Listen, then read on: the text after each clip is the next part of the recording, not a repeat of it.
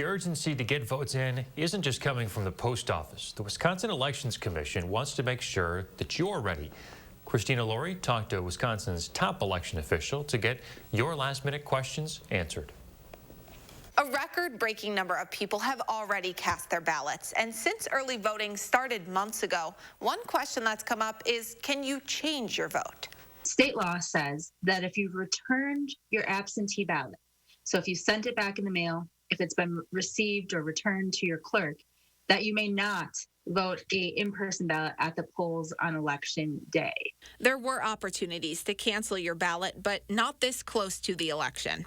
Another common question is what to do if you made a mistake and put your ballot in the mail Friday or Saturday after the recommended mail-in deadline. You can track your absentee ballot. You can see if it's arrived at your clerk's office.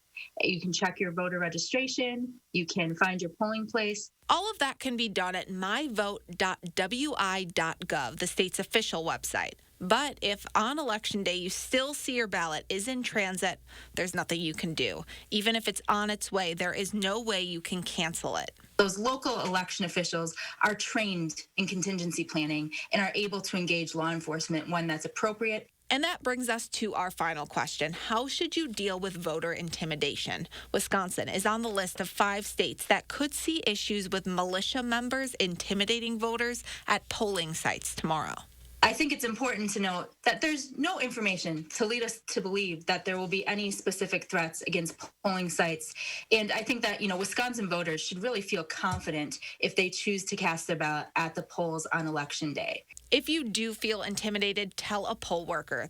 The bottom line, Tuesday's election is going to be secure. The polls close at 8 p.m. on election night. That means as long as you're in line by 8 p.m., you will get to vote. And if you follow these rules, your vote will be counted. Christina Laurie, thank you. If you're voting in person and haven't cast your ballot yet, you'll have to wait until tomorrow, as early voting is now over.